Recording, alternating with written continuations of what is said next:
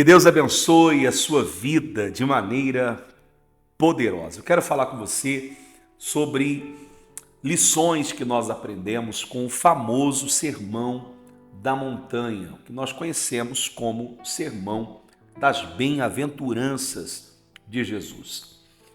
No livro de Mateus, no capítulo 5, diz assim: E Jesus, vendo a multidão, subiu ao monte e, assentando-se, aproximaram-se dele os seus discípulos. E, abrindo a sua boca, os ensinava, dizendo: Bem-aventurados os pobres em espírito, porque deles é o reino dos céus. Vamos dar uma pausa aqui, vamos entender isso aqui. Bem-aventurados quer dizer felizes, afortunados, os pobres em espírito, porque deles é o reino dos céus. Essa pobreza a qual o Senhor Jesus se refere, é evidente que não é a condição econômica, a condição material. Mas ele está se referindo ao nosso espírito, ele está se referindo ao nosso estado de espírito, à nossa personalidade, ao nosso ego, ao nosso comportamento, às nossas atitudes. Existem pessoas que elas são ricas em orgulho, ricas em vaidade, são ricas em soberba. São pessoas que possuem uma riqueza para o mal, porém são pobres de amor, são pobres de misericórdia, são pobres de generosidade, são pobres de misericórdia. São pessoas que são ricas, mas a riqueza que elas possuem é a riqueza de orgulho, de ego, de vaidade, de soberba, é a riqueza para o mal. Essa pobreza de espírito se refere à humildade, à pobreza do orgulho, à pobreza de vaidade. É uma pessoa que é despida dessas coisas, que não veste a roupa do orgulho, da soberba, da arrogância, mas é uma pessoa que possui um espírito humilde, uma pessoa que não olha para os outros com ar de superioridade, como a palavra de Deus nos ensina, a considerar os outros superiores a nós mesmos. Isso significa dizer, olhar para as pessoas não com olhar de altivez, não olhar as pessoas com ar de superioridade, se colocando numa posição superior a elas. Ser pobre de espírito é você ter a humildade para com o próximo, a humildade para reconhecer a dependência de Deus. Há pessoas que são tão orgulhosas, tão arrogantes, tão prepotentes, que elas dizem o seguinte: Deus é dinheiro no bolso. O meu Deus é o meu dinheiro. Eu não preciso da ajuda de ninguém e tampouco da ajuda de Deus. As pessoas que não são pobres de espírito, mas são orgulhosas, são pessoas que não possuem um coração ensinável. São pessoas que acham que já sabem de tudo, que nunca têm nada para aprender. Geralmente são donas da razão. São pessoas que não ouvem as outras pessoas, porque pressupõem que já sabem tudo, que o que a outra pessoa tem a dizer é besteira, é falácia. São pessoas arrogantes, são pessoas extremamente orgulhosas. E do ponto de vista de Jesus, essas pessoas jamais serão bem-aventuradas. Essas pessoas jamais encontrarão a verdadeira felicidade, porque para essas pessoas a felicidade não é possível, porque como uma pessoa vai ser feliz com o espírito orgulhoso? Como? É impossível, porque o orgulhoso, ele arruma problema, o orgulhoso, ele não se dá bem com ninguém, O orgulhoso, geralmente, ele afasta as pessoas. Ninguém o suporta, nem mesmo a própria família, que, por sua vez, acaba se afastando, acaba buscando distância, porque o orgulhoso fere, o orgulhoso machuca as pessoas. O orgulhoso jamais vai encontrar a verdadeira felicidade. O orgulhoso vive insatisfeito, ele vive reclamando, ele vive insatisfeito com tudo, insatisfeito com todos, insatisfeito com a vida. Por isso, bem-aventurados, felizes, são os pobres de espírito. O orgulho do homem o abate.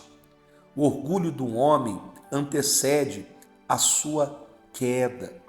Há muitas pessoas que, por estarem numa posição muito elevada aos seus olhos, inacessível a todas as pessoas, se considerando intocáveis, essas pessoas eram extremamente perversas, maldosas, pois elas acreditavam que jamais poderiam descer. Mas o que aconteceu com elas? Elas se deram mal, elas foram precipitadas ao mais profundo abismo. E hoje elas estão literalmente no abismo, no fundo do poço. Pessoas que perderam tudo, pessoas que se deram mal por conta desse orgulho, dessa vaidade, dessa prepotência. E o problema do orgulhoso é que mesmo ele vendo tudo desabar ao seu redor, mesmo vendo o mundo cair diante dos seus olhos, o seu mundo desabar diante dos seus olhos, o seu orgulho o impede de buscar a Deus, de buscar ajuda. O seu orgulho o mantém nesse cárcere, nessa prisão que ele mesmo se colocou.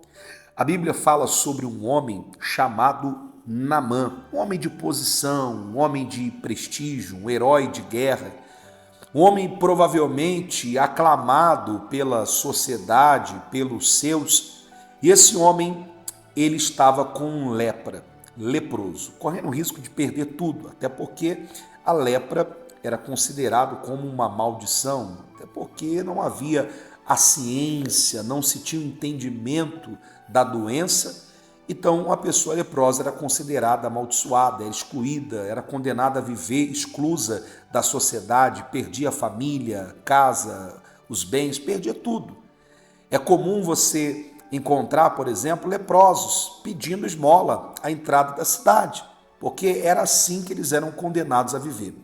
E esse homem, por sua vez, ele foi abordado por uma menina que ele tinha levado como escrava para trabalhar como doméstico em sua casa, à disposição da sua esposa.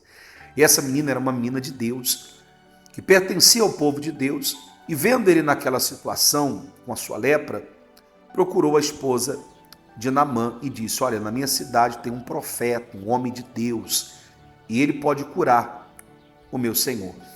E aquele homem, então, não tendo saída, se vendo naquela situação, ele foi, mas foi com arrogância, imaginando que ele seria tratado de uma forma especial. Então ele enviou uma comitiva, enviou uma carta a pedido do rei, enviou uma carta e com a recomendação.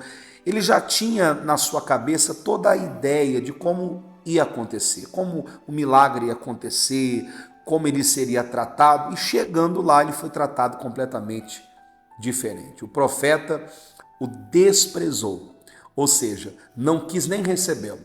Mandou um recado dizendo que se ele quisesse ser curado, que ele deveria mergulhar 7 vezes no Rio Jordão. Esse homem ficou furioso, revoltado, indignado, dizendo: poxa, eu pensei que ele ia vir, ia invocar o seu Deus, ia colocar a mão no local da lepra.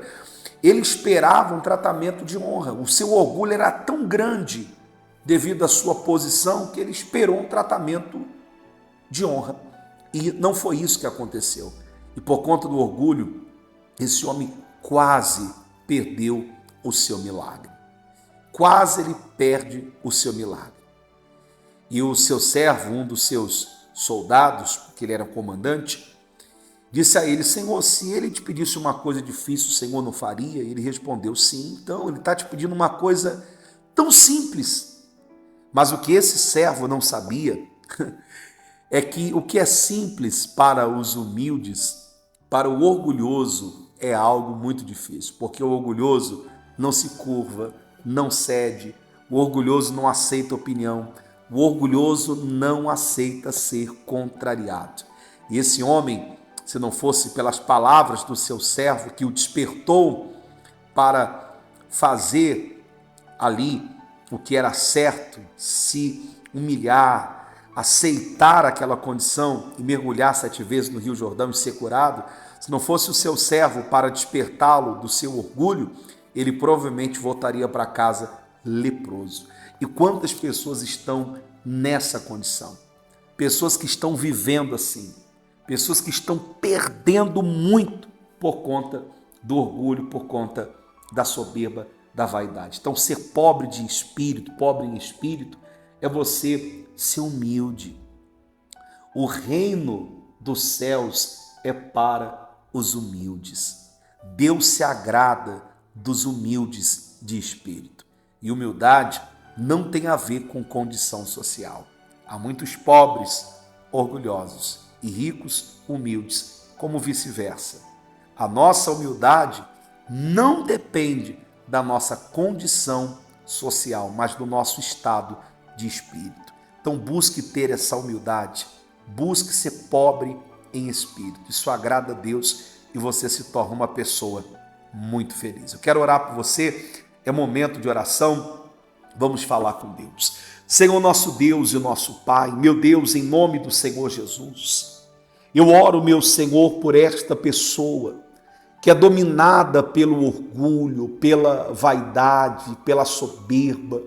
Ela já perdeu, Senhor, muito por causa do orgulho.